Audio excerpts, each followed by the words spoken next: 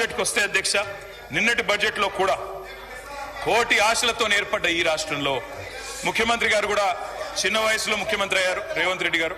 కాబట్టి సహజంగానే ఉత్సాహంగా మీ ముఖ్యమంత్రి గురించే చెప్తున్నా బ్రదర్, ఎందుకు తొందరపడుతుంది? అరే మీ ముఖ్యమంత్రి గురించి చెప్తున్నా భయ్, విను. కేటీఆర్ గారు ముఖ్యమంత్రి గారు చిన్న వయసులో ముఖ్యమంత్రి పదవిని అధిష్ఠించారు. వారన్నట్టు కష్టపడే వచ్చినారు, సంతోషం. I congratulate you Revanth Reddy గారు. రేవంత్ రెడ్డి గారికి కూడా ఉత్సాహంగా వారు పాపం చాలా సార్లు ప్రధానమంత్రిని, ముఖ్యమంత్రుల్ని, అక్కడ కేంద్ర మంత్రుల్ని కలిసినారు. కలిసి కూడా రిప్రజెంట్ చేసినారు అధ్యక్ష. ఎన్నో విజ్ఞాపనలు, ఎన్నో వినతి పత్రాలు మేమిచ్చినట్టే మీరు కూడా ఇచ్చిన రేవంత్ రెడ్డి గారు. కానీ న్యాయం మీకు కూడా జరగలేదు. మేము చెప్పేది అదే, మొదటి నుంచి చెప్పేది అదే. ప్రొఫెసర్ జయశంకర్ గారు అధ్యక్ష ఎప్పుడు చెప్పేటోళ్ళు, యాచిస్తే రాదు తెలంగాణ, శాసిస్తే వస్తుంది అని చెప్పేటోళ్ళు అధ్యక్ష. ఇప్పుడు కూడా అదే చెప్తా ఉన్నాం తెలంగాణ ప్రజలకి.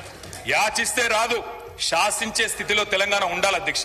అందుకే మేము చెప్పేది అధ్యక్ష, ఆనాడు మేము సహకారం అందించిన కేంద్ర ప్రభుత్వానికి, సమరం సాగించిన తెలంగాణ ప్రయోజనాల కోసమే తప్ప ఏ రకమైన లాలూచి గాని వ్యక్తిగతమైన ప్రయోజనాల కోసం గాని రాజీ పడలేదు అధ్యక్ష. అధ్యక్ష 7 మండలాలు గుంజుకున్నప్పుడు నిరసించింది మేమే, నిరసన చెప్పింది మేమే.